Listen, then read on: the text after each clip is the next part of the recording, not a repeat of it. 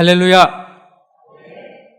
예, 저희 교회 성도님들은 코로나 걸렸다라는, 감염됐다라는 이야기가 없어서 정말 감사합니다.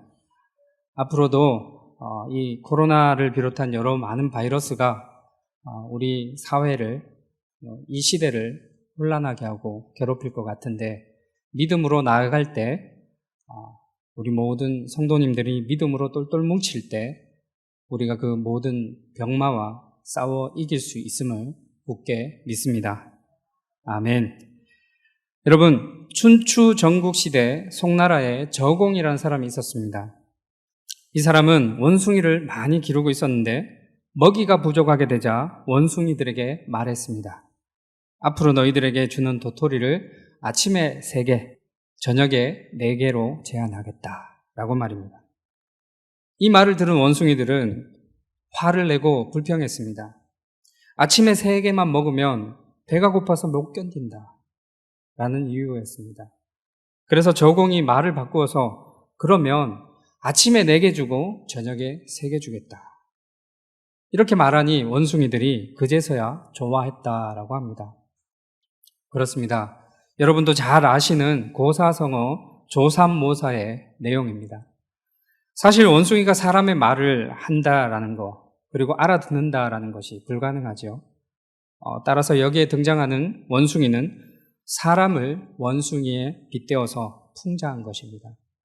우리가 살아가는 세상에는 이 원숭이와 같이 어리석은 사람들이 많다라는 것이죠. 아침에 3개 주고 또 저녁에 4개 주는 것이나 아침에 4개 주고 저녁에 3개 주는 것, 합하면 모두 7개, 전자나 후자나 똑같습니다. 그럼에도 불구하고 원숭이들은 먼저 4개 받는 것을 좋아했다라는 것, 즉 당장의 이익에 현혹이 되어서 어리석은 인간, 그렇게 현혹된 어리석은 인간을 원숭이에 풍자했다라는 것입니다.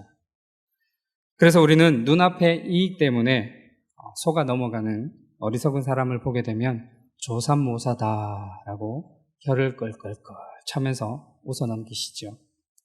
여러분, 이렇게 세상살이 중에 참 중요한 것이 바로 셈을 하는 것입니다. 셈을 잘 해야 남에게 속지 않고 또 잘 살아갈 수 있다는 것이죠.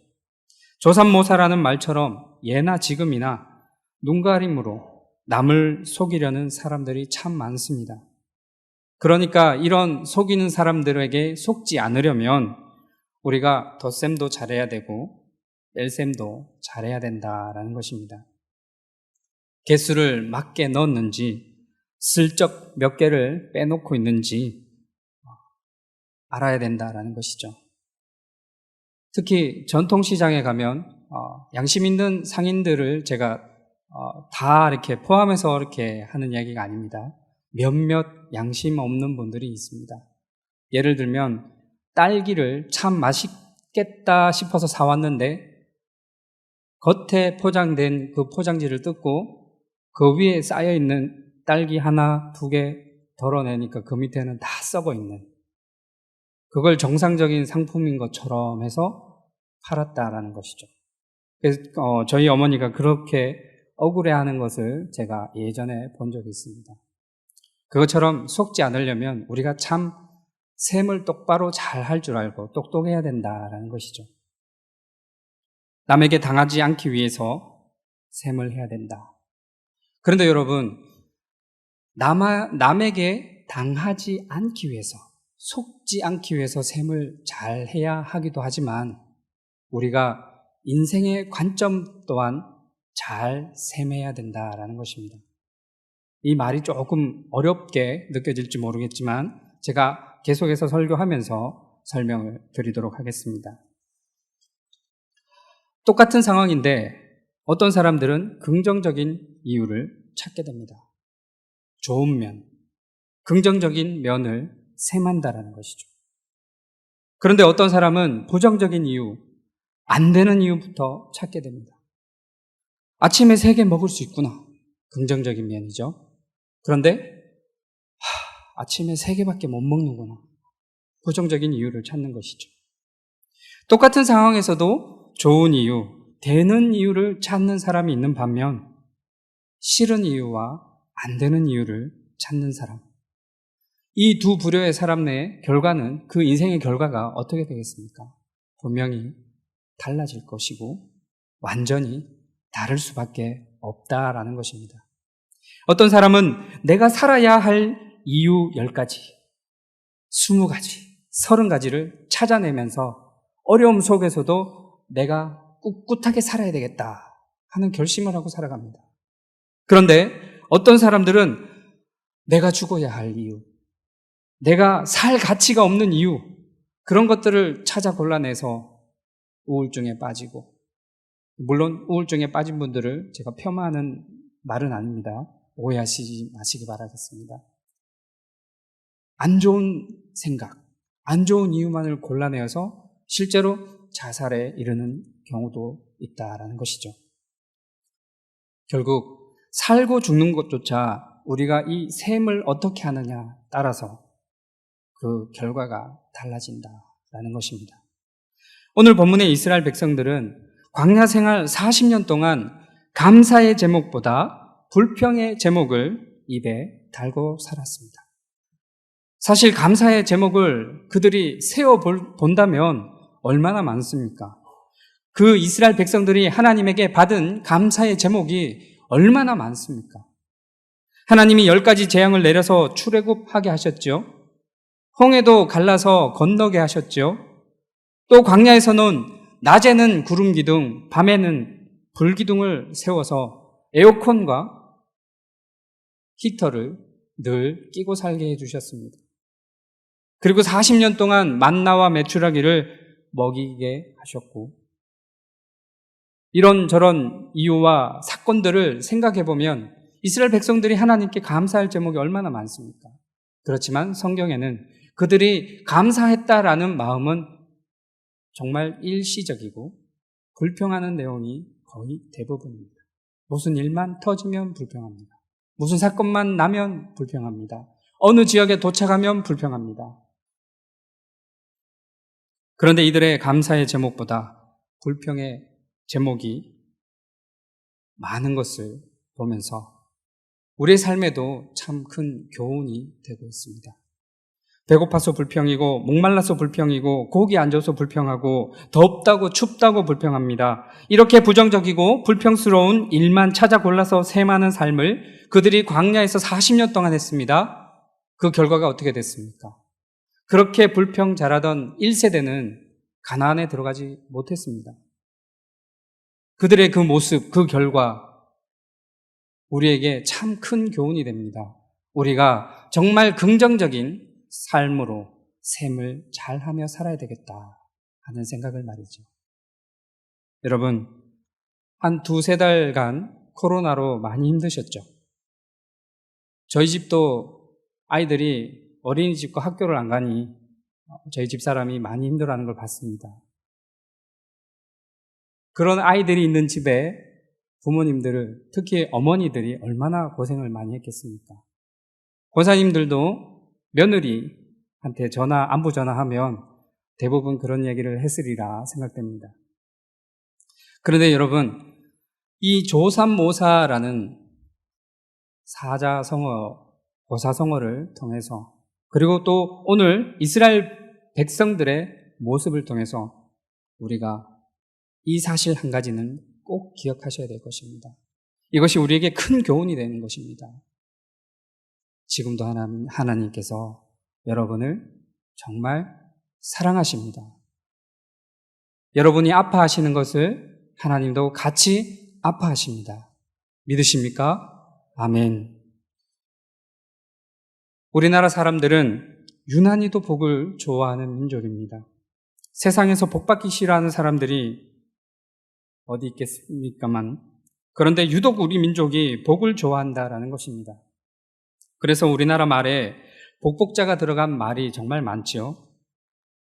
새해가 밝아오면 새해 복 많이 받으십시오 하고 인사하는 것은 물론 다른 나라에서도 있는 풍습입니다만 우리 민족은 더 유별난 것 같습니다. 새해가 되면 그 인사를 비롯해서 복복자가 들어간 복조리를 집에다 걸어놓기도 하고, 또 떡에다가 복자를 찍어서 먹기도 합니다. 그리고 복자가 새겨진 베개를 베고 자고 집을 팔고 사는 것을 중개하는 그 중개소를 우리는 뭐라고 부릅니까? 복덕방이다라고 부르죠. 복복자에 덕덕자를 씁니다. 또 온갖 숟가락, 젓가락, 밥그릇, 밥상, 물론 요즘 이렇게 복자가 새겨진 것을 안 쓰는 집도 많지만 많은 가정에서 그렇게 써왔다라는 것이죠. 이 정도만 놓고 보아도 우리는 정말 확실히 복 받기를 바라고 또 남에게 복을 빌어주는 것을 좋은 일로 여기는 민족임이 확실한 것 같습니다. 그런데 말입니다, 여러분. 복이라는 것이 바란다고 다 받는 것이 아닙니다. 간단히 말하면 복 주시는 분이 누구인지 제대로 알고 복을 빌어야 한다라는 것이죠. 떡 줄 사람은 생각도 안 하고 있는데 김칫국부터 마신다라는 우리 옛 속담처럼 복 줄 분이 누구인지도 모르고 복을 줄 생각도 안 하고 계신데 복 받고 싶다고 무조건 복을 받을 수 없는 노릇이죠. 그러므로 우리가 진짜 복을 받으려면 세 가지를 명심하고 지켜야 됩니다. 제가 먼저 선창을 하고 같이 한번 따라 해보도록 하겠습니다. 첫 번째, 진정한 복이 무엇인가? 네, 목소리 조금만 더 높여주십시오. 진정한 복이 무엇인가? 그리고 두 번째, 누가 복을 주시는가? 그리고 세 번째, 어떻게 해야 복을 받는가? 여러분, 이 방법 다 아시죠? 아시지요? 아멘. 진정한 복은 예를 들면 저희 위임 목사님께서도 설교 시간에 한 번씩 말씀하시는 걸로 제가 기억하는데 정말 나쁜 사람이 있습니다. 죄를 정말 많이 짓는 사람인데 그 사람이 물질의 축복을 받으면 그것이 복일까요? 아니겠죠. 그 사람은 회개할 기회를 잃어버립니다. 그것은 오히려 하나님이 주시는 물질의 축복이 아니라 저주가 되는 것이겠죠. 이 세상을 살아가면서 정말 진정한 복은 우리가 하나님을 온전히 깨달아 알고 하나님과 함께하는 삶, 그 삶을 통해서 주변의 모든 이들을 하나님께로 인도할 수 있는 그런 인생, 그것이 진정한 복받는 인생이 아닐까라는 생각을 해보았습니다. 그리고 두 번째, 누가 복을 주시는가? 누가 주십니까? 하나님 아버지께서 주시는 것이죠. 그리고 이 하나님 아버지께서 주시는 복을 우리가 어떻게 받을 수 있는가 하는 것입니다. 자, 이제 그러면 이 세 가지를 종합적으로 해서 제가 또 설명을 드릴 텐데요. 먼저 복의 종류가 무엇인지 한번 오늘 본문을 통해서 한번 세 가지로 살펴보겠습니다. 오늘 본문에서 하나님이 약속하시는 복에는 세 가지가 있는데 첫 번째는 탁월함의 복입니다. 하나님이 우리를 탁월한 사람으로 만드셔서 세상 그 누구보다 뛰어나게 하시고 모든 사람 위에 세우신다라는 약속입니다. 1절 말씀을 봉독하겠습니다. 내 하나님 여호와께서 너를 세계 모든 민족 위에 뛰어나게 하실 것이라. 아멘. 하나님이 나를 세계 모든 민족 위에 뛰어나게 하신다, 만드신다라고 하셨습니다. 이 얼마나 놀라운 복입니까? 이와 비슷한 복이 9절과 10절에서도 나오고 있습니다. 여호와께서 내게 맹세하신 대로 너를 세워 자기의 성민이 되게 하시리니 땅의 모든 백성이 여호와의 이름이 너를 위하여 불리는 것을 보고 너를 두려워하리라. 우리가 하나님의 성민, 곧 거룩한 백성이 되어서 하나님이 지키시면 땅의 모든 백성이 우리를 보고 두려워 떨게 된다라는 것입니다.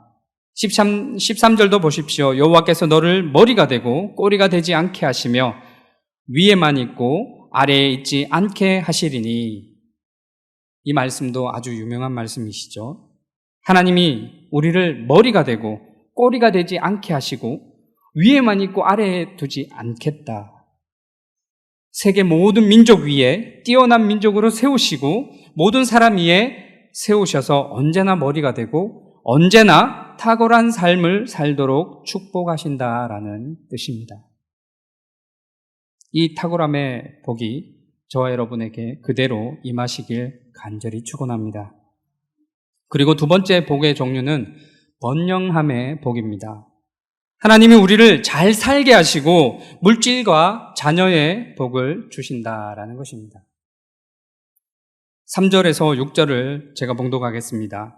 성읍에서도 복을 받고 들에서도 복을 받을 것이며 내 몸의 자녀와 내 토지의 소산과 내 짐승의 새끼와 소와 양의 새끼가 복을 받을 것이며 내 강주리와 떡반죽 그릇이 복을 받을 것이며 네가 들어와도 복을 받고 나가도 복을 받을 것이니라. 아멘. 옛날에는 성 안에 집을 지어놓고 성 밖으로 나가 농사를 짓는 삶을 살았습니다. 그러므로 말씀에 나오는 성읍은 가정이고 들은 일터인 셈인 것입니다. 즉 가정도 복을 받고 일터와 사업과 직장도 복을 받는다라는 뜻이죠. 뿐만 아니라 우리 자녀와 소유가 또 다 복을 받는다라는 뜻입니다. 8절에도 여호와께서 명령하사 내 창고와 내 손으로 하는 모든 일에 복을 내리시고 내 하나님 여호와께서 내게 주시는 땅에서 내게 복을 주실 것이며 아멘. 또 11절과 12절에도 하나님이 우리에게 복을 내리사 약속한 땅을 주시고 우리의 자녀와 소유가 많아지는 복을 주시고 나를 위해 하늘의 아름다운 보고 즉 보물 창고를 열어서 때를 따라 비를 내리듯 가장 적절한 때에 우리에게 필요한 것을 채우신다라고 말씀하십니다. 내 손으로 하는 모든 일에 하나님께서 복을 주신다 약속하신 것입니다. 그래서 내가 많은 민족에게 꾸어주고 베푸는 사람이 되지 결코 남에게 꾸지 않을 것이다 라는 약속이죠. 한마디로 하나님이 우리뿐 아니라 우리의 가정과 자녀 손들에게 번영과 풍성을 허락하신다라는 뜻입니다. 이 번영의 복 또한 저와 여러분에게 그대로 임하시길 축원합니다. 마지막 세 번째 복의 종류는 보호하심의 복입니다. 여호와께서 너를 대적하기 위해 일어난 적군들을 내 앞에서 패하게 하시리라. 그들이 한 길로 너를 치러 들어왔으나 내 앞에서 7길로 도망하리라. 아멘. 나를 대적해서 일어났던 적군들이 한 길로 나를 치러 왔다가 도망갈 때는 허겁지겁 여러 갈래 길로 흩어져서 도망을 간다라는 뜻입니다. 그 어떤 대적이나 원수도 그 어떤 어려움이나 시련도 다 한 길로 왔다가 7길로 도망하도록 나를 철저하게 보호하고 지켜주시겠다는 하나님의 약속의 말씀입니다. 그러므로 어떤 문제나 어떤 고통이나 실패도 결코 저와 여러분을 이길 수 없음을 믿으시길 소망합니다. 그것은 하나님이 자녀된 나를 눈동자처럼 지키시고 보호하시기 때문에 가능한 일임을 기억하시길 소망합니다. 이 보호의 복이 저와 여러분의 가정과 삶 속에 그대로 임하시길 축원합니다. 지금까지 본문에 나와 있는 세 가지 복에 대한 설명을 통해서 살펴보았습니다. 그런데 이 세 가지 복을 받으려면 우리는 분명한 한 가지 사실을 기억해야 합니다. 성경에 약속된 복에는 반드시 조건이 따른다라는 사실입니다. 공짜로 받을 수 있는 복이 없다는 것이죠. 많은 성도님들이 성경에서 복 주신다는 말씀을 읽고 할렐루야 하면서 하나님, 내가 하나님을 믿습니다. 복 좀 주십시오. 그렇게 기도합니다. 그렇게 마음을 다해서 하나님 앞에 나아갑니다. 그런데 문제는 복 받는다라는 구절만 읽고 그 뒷부분의 내용을 생략해버리거나 읽지 않습니다. 그래서 나중에 왜 여기 약속된 복을 하나님 왜 안 주십니까? 라고 질문을 하게 된다라는 것이죠. 한마디로 복 받을 행동 그리고 조건을 충족시키지 못하고 복을 바라는 모습이 돼버리는 것이죠. 그래서 복 받기 위해서 우리는 성경에서 말씀하고 있는 복의 조건을 실천하는 성도가 되어야 할 것입니다. 본문에는 이 조건이 4번이나 거듭해서 반복해가지고 기록되고 있습니다. 1절에서 네가 내 하나님 여호와의 말씀을 삼가 듣고 내가 오늘 내게 명령하는 그의 모든 명령을 지켜 행하면, 그리고 2절에 네가 내 하나님 여호와의 말씀을 청종하면, 그리고 9절에도 나옵니다. 이는 네가 내 하나님 여호와의 명령을 지켜 그 길로 행할 것임이니라. 13절과 14절에도 오직 너는 내가 오늘 내게 명령하는 내 하나님 여호와의 명령을 듣고 지켜 행하며 내가 오늘 너희에게 명령하는 그 말씀을 떠나 좌로나 우로나 치우치지 아니하고 다른 신을 따라 섬기지 아니하면 라고 기록하고 있습니다. 이 4가지 구절 모두가 하나님 말씀을 듣고 지켜 행하면, 그 명령을 청종하고 그대로 행하면 이라는 결론에 도달합니다. 한마디로 잘 듣고 순종하라는 것입니다. 그렇습니다. 우리가 복의 근원 되시는 하나님이 주시는 하나님의 복을 받기 원한다면 오직 말씀 잘 듣고 그대로 순종하는 것뿐임을 명심하시길 소망합니다. 하나님 말씀대로 살고 하나님 명령대로 지켜 순종하라는 것입니다. 그러면 이 모든 복을 우리에게 그대로 주신다라는 것이지요. 사랑하는 오천중앙교회 성도 여러분, 하나님의 약속하신 탁월함과 번영과 보호하심의 복, 이 복을 기억하며 또 앞서 말씀드린 조삼모사의 교훈을 다시 한번 되뇌어 보시길 소망합니다. 지금 어려움이 당장 내 목숨줄을 쥐고 흔들지라도 그것이 너무 크게 보여서 그래서 나는 정말 지지리도 복도 없는 인간이구나 하는 생각에 도달할지라도 기억하십시오. 나를 사랑하시는 하나님이 지금 나와 함께 하심을 믿고 신뢰하시길 소망합니다. 그리고 겸손과 순종이 우리의 삶에서 실천이 될 때 귀한 하나님의 은혜와 복이 우리 가운데 가득하게 될 줄 믿으시길 간절히 축원합니다. 코로나도 그 어떤 고난도 질병도 우리가 믿고 하나님께 기도하면 하나님이 응답하심을 믿으십니까? 아멘. 기도하겠습니다. 사랑과 은혜가 충만하신 우리 하나님 아버지 감사합니다. 질병으로 인해서 서로가 서로를 의심하게 되고 마음이 흉폭해지고 여유가 없어지는 그 가운데 아버지 하나님, 이제껏 함께 모여 주님께 예배드리지 못했던 저희들의 모습, 그것을 반성하며 이 자리에 서서 하나님 앞에 온전한 예배를 드리고자 원하고 원하옵니다. 하나님, 예배 드릴 수 있도록 인도하여 주시옵소서. 정말 이 모든 조건들이 하나님이 원하시는 방향으로 흘러가게 인도하여 주시옵소서. 찬양받으시길 원하시는 우리 하나님 아버지, 우리가 하나님을 찬양하며 예배하며 온전히 자녀의 모습으로 그 자리를 굳건히 지킬 수 있도록 또한 역사하여 주시옵소서.